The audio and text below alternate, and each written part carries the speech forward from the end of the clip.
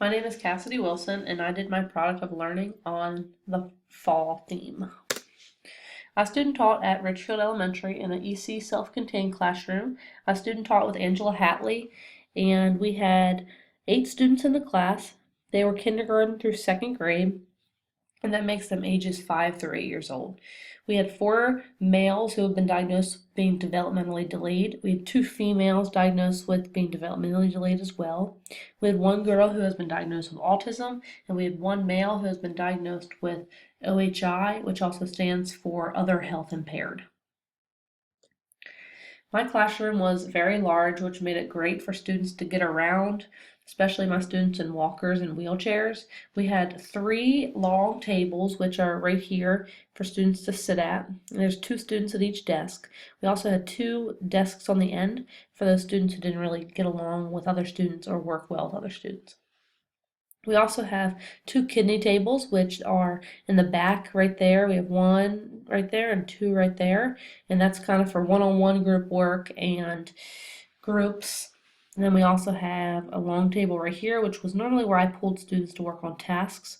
And like I said, we have a remediation area where it's right there where students can go, sit down, relax, calm down. We also have one over here. This is where our smartboard and computers are, and then our calendar area is over here. And in our classroom, we always have soft music playing to keep a small, soft, cool environment to have kids, kind of feel like they're okay, they're welcomed, and they're safe at school. We have a ton of accommodations in an EC classroom. The one to the right is used for our girl diagnosed with autism. That is a picture schedule where she grabs a picture and she'll kind of walk to the next task to make transitioning a lot easier. So an example is, say I would give her the blocks right here. She would go walk to the blocks and bring that picture with her to make the transitioning so much easier.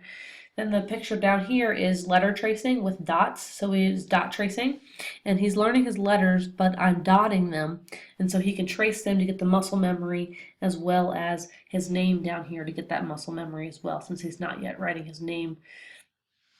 So I can knock out 2 of his goals in one lesson where he is dotting lines and then he is also learning his letters. But like I said in the last slide, we are very goal oriented. Other teachers are teaching to their standards and their pacing guides, which I am doing as well, but I'm also teaching to the students' goals. Each student has multiple different goals. Some students have speech, some have vision, some have sight word recognition, name recognition, fine motor skills, number recognition, counting, daily life skills, and letter recognition. So it's all different types, but I'm teaching my students goals by using their standards. So an example that you'll see is that I'm teaching students to retell the story, which is also using their speech goal or their sight word goal and also their letter recognition goal. These are all goals that students are learning while being taught different things. Collaboration is also really big. We have people come into the classroom all the time working with different students. We have occupational therapists, we have physical therapists, we have vision specialists. Miss Blue comes in to work with students' behavior. We have hearing impaired teacher, speech language pathologist, speech therapist. They all come in to work with every one of our students. Not any of them do not have services that come in. And a video that I put in the slide is a video of one of our students reaching his goals. And all of these people on the list have been working with this student to reach this goal since his pre-K year. So when he came to us, he had not reached it. When he came to us, we started working with him, working with him, working with him. And he eventually reached that goal, and here's a video of it. Who's Hayden? That's Hayden. Show me who Hayden is. Show me. What's your name? Hayden. So that was just a short clip of him reaching that goal and identifying himself. I'm saying his name and identifying his name in letters. So with the standards, I kind of integrated them in many different ways. I taught like I normally do to their goals, but I just integrated the theme of fall the whole entire 2 weeks. So since it is fall, we would count Letters are numbers, all with pumpkins. We would do today is blank, tomorrow is blank, yesterday was blank. And then they also have their months up here. They have their days of the week. We have turkeys up here. It says season is fall. And then our favorite, how we integrate science is weather, is our weather bear right here. Students would go check the weather and we would dress this little bear according to how the weather is. So say it's cold outside, he would have a jacket on or pants on. If it's shorts and short sleeve shirts, that means it's cool, it's warmer outside. Calendar, where we would also do our read aloud, which one day I read the Perfect Pumpkins book right there. And then also, this is a little example of where students are learning their days of the week by tracing. So read them Monday, Tuesday, Wednesday, Thursday, Friday, Saturday, Sunday, and then they're tracing them. So then they also have to read them back to us. So my first week reading and math, we had 2 groups in math. The first group was the higher group and they worked on measuring. So that week we measured pumpkins, we measured leaves, candy corn, bats, turkeys. We measured all different kinds of things to make sure that they learned how to use a ruler. Lower group, we worked more on number recognition. So some students were counting pumpkins, they were counting candy corn, they were counting acorns, leaves, all different kinds of things just to get that number recognition down. And then our reading standards, we did identifying character, setting, and retelling events in the story. So that worked on their speech goal also while reading stories about fall.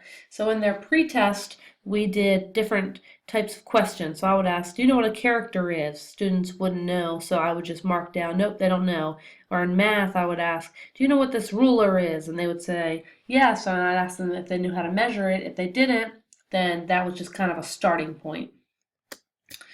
First week of reading, students we separate them into 2 different groups. Our lower group, before they read, they work on their letters, and then we begin reading, and then we work on character setting and retelling. And then the higher students work more on sight words, beginning sounds, and then we move on to the story. But both groups read the same book. I kind of differentiate to each group. So maybe with the lower group, I would ask them to flip through the book and show me where the dog is, or flip the book and show me, are they outside or inside? And with the higher group, I'd have them flip through the book and show me things and point to things and tell me what they are. It's just differentiating for each student and how they learn. My reading growth was awesome. Nathan showed the most growth, where in the pre-test he did not know anything what a character was or a setting or retelling or anything, and by the end he knew how to tell me the characters, the setting, how to retell the story, and that's meeting goals because he is retelling me things and speaking in 6 to 7 word sentences. And one of his goals is to speak in an 8 to 10 word sentence, which he did meet during this lesson. First week in math, the high students measured leaves for their pretest, and the lower students did number identification. So down here is their pre-math assessment, where I'd say, what's this number? And if they told me, I'd check it off. Same with them. And I did them out of 10, but I knew that they would not get past 5, so I just kind of did it a little bit smaller. And then Kyrie and Gabby had a little bit different, where I would show them pictures of like 5 pumpkins, and they would have to count the pumpkins and then get number 5 and put that number to those pumpkins. So it's kind of identifying numbers to objects. And then Hayden, he would have 2 blocks. I'd show him a red block and a blue block. And he would have to hand me the blue block 3 times, or he'd have to hand me the red block 3 times, and I would do trials. So that's kind of what he did that week. High group math, Nathan showed the most growth again, where he knew what a ruler was, but he did not know how to use it. So I gave him a 1 out of 5. And then at formative assessment, he was using them. He knew how to measure things just in inches. He did not know centimeters yet. So I gave him a 3 out of 5. And then at the end, he knew inches, he knew centimeters, he knew how to use a ruler. He was measuring everything around the classroom. So he definitely showed the most growth in math. Number identification, like I said, I was asking Gage and Trent numbers to 10. Gage knew 2 in the pretest, and then at the end he knew 3. Trent did not know any during the pretest, and then by the end he at least knew 1. Kyrie and Gabby, again, were matching numbers to pictures. And Gabby showed a lot of growth, but in the formative assessment, I know that she wasn't really working. She was in kind of one of those little moods, and I didn't get much out of her. But towards the end, she showed me 10 pictures and the number 10, and I knew that she showed a lot of growth then. And here's a video of Gage counting. He can count to 10, but it's just working on that number identification as he's counting. So here's a little video of him. 1, 2, 3, 4, 5, 6, 7, 8, 9, 10, 11. And here's Hayden's growth. Like I said, I'd show him red or blue, and towards the beginning he didn't do it. Formative, no. And then summative, he was able to show me 1 red block out of 3 trials. He'd hand me the red block 1 time. Second week in math, we separated into 2 groups again. The high group was adding 3 numbers, so like 4 plus 2 plus 2 equals what? And then the lower group was still number recognition. And then both groups together, we always do the same reading, it's just differentiating. And we recognize common types of text. So we do storybooks and poems. And below is 2 poems that we would read every morning to kind of give them an idea of what a poem was. There's plenty of rhyming words, and we point out those rhyming words every time. The picture to the right is an example of the lower group's math, where they had a bushel of apples, and this also works on their fine motor skills. I gave them a dotter, and they'd have to find all the ones in that bushel of apples, and they'd have to dot them. And then the lower group, or the higher group, sorry, is the pumpkin math, where they had pumpkin patches, and they'd have to count the pumpkins to get to their end number. And then I did pumpkins for the first 3, and then the last 2, they kind of had to draw their own pumpkins to see if they got the same idea. And then the growth for the higher group, I didn't have Nathan anymore because he went to 2nd grade and he was doing math there. So I was just working with Marcia and Tripp, and they showed the same amount of growth. Pre-assessment, they didn't know anything. Formative, they got 3 out of 4. And then at the summative, they knew how to do word problems as well as 3 number addition, which was great.